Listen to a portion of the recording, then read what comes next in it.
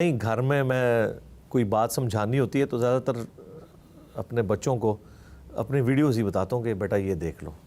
مثلا اب وہ بلوغت کی ایج میں جا رہے ہیں تو میں نے اس ٹاپک پہ جو ویڈیو ریکارڈ کروائی ہے اس کو دیکھ لو، کوئی چیز سمجھ نہیں ہے ڈسکشن کر لو. باقی میں کوئی سخت قسم کا یعنی باپ نہیں ہوں، خاوند تو بالکل نہیں ہوں، بلکہ میں تو اپنی ویڈیوز میں کہتا ہوں کہ کامیاب مرد وہ ہیں جو رن مرید ہوں. یعنی اس حوالے سے کہ وہ عورتوں کو ڈیو رسپیکٹ دیں ہیومن ڈگنیٹی میں.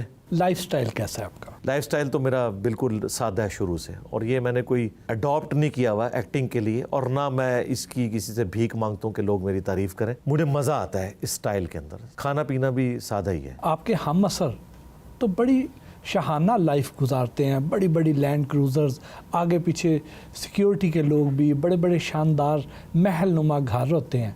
آپ کا گھر کتنا بڑا ہے؟ میرا تو گھر جو ہے وہ بمشکل میرا 4 مرلے کے اوپر ہوگا، وہ بھی میری دادی اماں کے نام پہ ہے. اور جو اسلام آباد میں 7 مرلے کا وہ میں نے کرائے پہ دیا ہے. وہاں میں خواہش تھی کہ کبھی ریٹائرمنٹ کے بعد وہاں رہوں گا، لیکن پھر اللہ تعالیٰ نے اس کام کے لیے اٹھایا تو وہ تو اب کرائے پہ دے کے اب یہیں پہ شفٹ ہو گئے. میں 4 بچے ہیں میرے اور ہم میاں بیوی رہتے ہیں. سکون کی زندگی گزر رہی ہے الحمدللہ، ساری فیسلٹیز موجود ہیں. جی جس طرح کہ آپ کو سیکیورٹی تھریٹس ہے تو آپ موٹر بائک پہ کیسے گھوم سکتے ہیں؟ پبلک ٹرانسپورٹ میں کیسے آپ ٹریول کر سکتے ہیں؟ آپ کے آگے پیچھے تو سیکیورٹی گارڈ چلنے چاہیے، ڈبل کیبن ویگو ڈالے چلنے چاہیے. ہاں جی، وہ ڈالے چلیں گے اور سیکیورٹی گارڈ چلیں گے، پھر تو میری جو موومنٹ ہے وہ ڈکلیئرڈ ہو جائے گی نا. تو میں اتنے لو پروفائل میں رہتا ہوں کہ نہیں پتہ چلتا، اور انڈکلیئرڈ میری موومنٹ ہوتی ہے.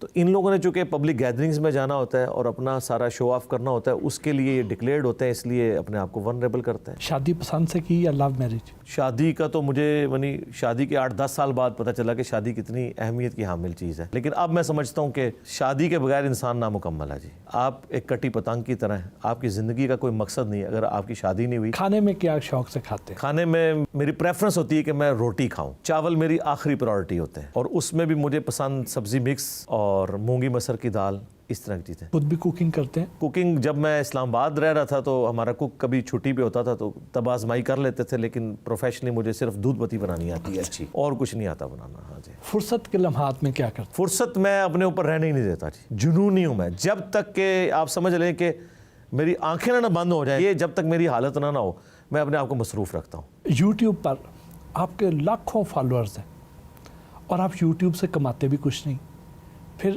ذریعہ معاش کیا ہے؟ یوٹیوب سے ہم کما رہے ہیں، لیکن وہ جے پی جیز کے امیجز تک وہ نگلیجیبل ہے، اور وہ ہماری مجبوری ہے مانیٹائزیشن اتنی کرنا.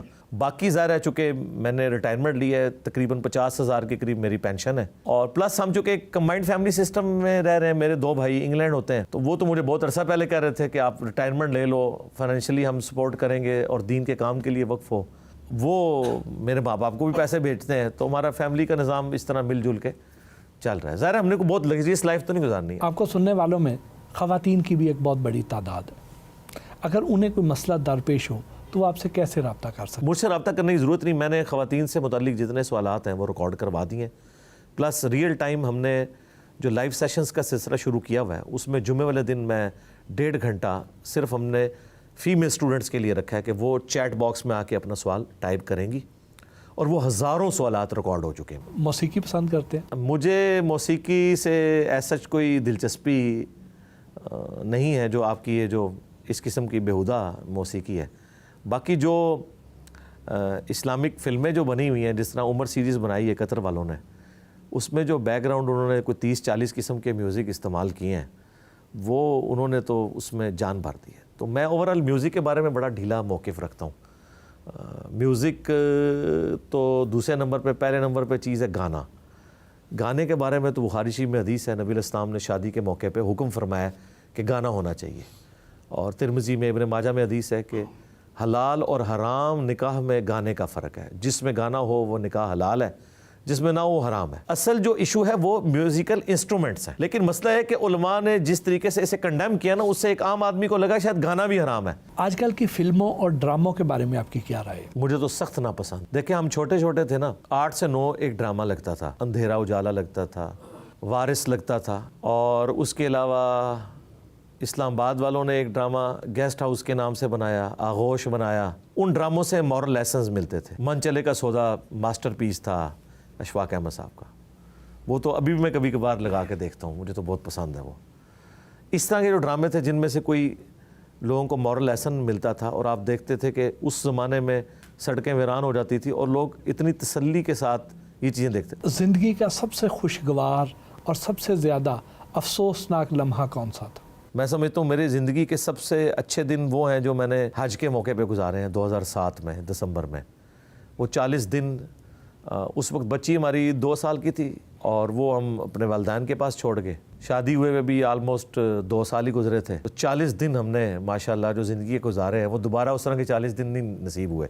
اور غم کے اعتبار سے تو زندگی میں انسان کے غم آتے رہتے ہیں. میری نانی ماں کی ڈیتھ ہوئی، اس کے بعد نانا ابو کی ڈیتھ ہوئی، وہ یہ سارے غم کے لمحات تھے. ریسنٹلی ابھی جو اگر میں پاسٹ میں دیکھوں تو میرے لیے سب سے زیادہ غم کا لمحہ تھا. ہمارے قریبی دوست تھے جو پچھلے آپ سمجھ لیں 7-8 سال سے میرے ساتھ اٹیچ تھے، ہماری سیکیورٹی کو یہاں پہ دیکھتے تھے، بٹ صاحب. ان کی اچانک ڈیتھ، جو میرے ہم عمر ہی تھے، آلموسٹ 1 سال ہی مجھ سے بڑے تھے. یہ میں سمجھتا ہوں میری زندگی میں یعنی پہلی دفعہ مجھے جو بہت بڑا جھٹکا لگا ہے نا وہ یہ والا لگا. کوئی خواہش جو ابھی تک پوری نہ ہوئی ہو؟ خواہش تو الحمدللہ ساری اللہ کے فضل سے پوری ہو چکی ہیں جو میری خواہشات. اب یہ ہے کہ خواہش صرف یہ ہے کہ پاکستان کی پولیٹیکل سچویشن اور فائنینشیل جو صورتحال ہے یہ میں اپنی زندگی میں دیکھوں کہ بہتر ہو جائے. کبھی شہرت پریشانی کا باعث بھی بنی؟ نہیں، کوئی نہیں ہے پریشانی. اب میں یوز ٹو ہو گیا ہوں. شروع میں فیل ہوتا تھا کہ میں جب چاہوں کسی ریڈی پہ کھڑے ہو کے چاٹ نان کھا لوں، لیکن اب کیا ہوتا ہے کہ منگوا لیتے ہیں، گھر بیٹھ کے کھا لیتے ہیں. میری زندگی میں یہ دین کے حوالے سے اللہ تعالیٰ نے جو کامیابیاں دی ہیں نا، ان کی خوشی میرے ان چھوٹی چھوٹی خوشیوں سے اتنی ڈومیننٹ ہے کہ وہ میں قربان کر سکتا ہوں. کبھی کسی ٹی وی چینل کی طرف سے رمضان ٹرانسمیشن یا مذہبی شو کی آفر ہوئی؟ ہاں جی، ہوتی رہتی ہیں، لیکن میں پہلے تو انکار کر دیتا تھا رمضان کے لیے. تو شاید اب بھی میں باؤنڈ اس طریقے سے نہ ہوں، لیکن اکا دکا جو پروگرام ہے وہ تو میں مختلف چینلز کے اوپر کر چکا ہوں. انسان کی سب سے بڑی کامیابی کیا ہے؟ انسان کی سب سے بڑی کامیابی یہ ہے کہ وہ مرنے سے پہلے اپنے رب کو پہچان لے اور اسے پتہ چل جائے کہ اسے کسی نے اس کی مرضی کے بغیر پیدا کیا ہے اور وہ اتنا غالب ہے کہ جو کچھ اس نے اس کے ساتھ کر دیا کہ اسے پلانٹ ارتھ پہ پٹ کیا، اس کے بعد اس پہ حالات و واقعات وہ ڈالتا ہے. ایک دن اس نے مر جانا ہے اور پھر اس کے سامنے پیش ہونا ہے، تو اس کے سامنے پیش ہونے سے پہلے نا اس کے مطابق اپنے آپ کو کر. اپنی ذات کو ایک لفظ میں بیان کریں. میرا خیال ہے اگر آپ مجھ سے پوچھیں نا یعنی اس حوالے سے تو میں ایک دلیر آدمی ہوں. موجودہ دور میں سب سے بڑا عالم دین کون ہے؟ میرا خیال ہے کہ جاوید احمد غامدی صاحب بہت بڑے عالم دین ہیں. ہمارا ایک سیگمنٹ ہے ریپڈ فائر شارٹ آنسرز ہیں. عمران خان کو ریٹ کریں آؤٹ آف 10. میں ان کو اگر نمبر دوں تو 8 نمبر دوں گا. شہباز شریف کو ریٹ کریں آؤٹ آف 10. تو شہباز شریف نے دیکھے پرائم منسٹر بھی بن گئے، اپنے بھائی کو بھی بچا لیا. میرا خیال ہے 10 آؤٹ آف 10 ہے وہ. ان شخصیات کو کوئی مشورہ دیں. عمران خان صاحب کو میں کہوں گا کہ آپ نے جو نیریٹو اڈاپٹ کیا یہ بہت اچھا ہے، اینٹی اسٹیبلشمنٹ، اور یہ عوام اس کو لے رہی ہے، لیکن اس میں آپ لمٹ کراس نہ کریں. آصف علی زرداری، انہیں مشورہ دوں گا کہ سندھ کی حالت زار کے اوپر کوئی رحم فرمائے. نواز شریف صاحب سے میں کہوں گا فوراً سے پہلے آپ پاکستان آ جائیں. مولانا فضل الرحمان صاحب سے میں کہوں گا کہ آپ جو مذہبی کارڈ اس حوالے سے یوز کرتے ہیں نا کہ آپ خصوصاً عمران خان صاحب کو یہودی ایجنٹ کہنا اور اس طرح ختم نبوت کے حوالے سے اس کارڈ کو یوز کرتے ہیں، یہ آپ لوگوں کے خلاف نہ کریں. مولانا طارق جمیل، انہیں میں مشورہ دوں گا کہ وہ کسی بھی پولیٹیکل جماعت کا حصہ نہ بنے. مولانا ناصر مدنی صاحب جو کام کر رہے ہیں بس یہی کرتے ہیں، ٹھیک ہے، مسجد میں نہ کریں، یہ ہالز کے اندر کیا کریں یہ سارا کام، مسجد میں یہ کام نہ کریں. مفتی طارق مسعود صاحب سے میں صرف ایک ہی ریکویسٹ کروں گا کہ اختلافی موضوعات پہ وہ بات نہ کرے، یہ ان کی کمپیٹنسی نہیں ہے. مولانا رضا ثاقب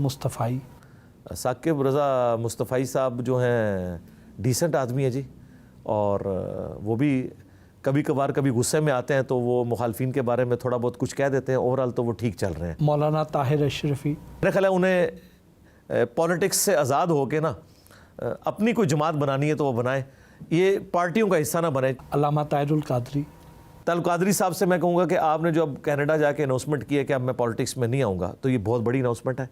سراج الحق صاحب سے ریکویسٹ یہ ہے کہ وہ اپنی جو پولیٹیکل آپ کی سٹرگل ہے اس کو سوشل میڈیا کے اوپر ڈومینیٹ کریں، باقی ان کی پرسنالٹی بہت اچھی ہے, خود بھی سادہ زندگی ہے. مفتی منیب الرحمان وہ جو اس وقت کام کر رہے ہیں وہی کریں, اور رویت ہلال کمیٹی کی دوبارہ چیئرمین اب بننے کی ضرورت نہیں ہے. سعد رضوی, سعد رضوی صاحب سے میں کہوں گا کہ ایک آپ کے اندر خوبی ہے کہ آپ اتنے ہارڈ لائنر نہیں جس طرح آپ کے والد صاحب تھے, لیکن کمزوری ہے کہ جس طرح ان کے والد نے سادہ زندگی گزاری ہے, دنیا کو 3 طلاقیں دی ہوئی تھی, درویش تھے, ماشاءاللہ انہوں نے پوری زندگی سادگی میں گزاری ہے, سبسسٹنس لیول پہ لائف گزاری ہے. لیکن سعد رضوی صاحب کو جب ہم بڑی بڑی گاڑیوں میں دیکھتے ہیں نا تو ہمیں وسوسہ آتا ہے کہ آپ نے اپنی والد کی لیگیسی آگے نہیں لے کے چل رہے. بہت بہت شکریہ علی جزاک بھائی, اللہ خیر. سارا دن آپ کے ساتھ گزارا, بہت اچھا لگا, بہت کچھ سیکھنے کا موقع ملا. الحمدللہ, جزاکم اللہ خیرہ.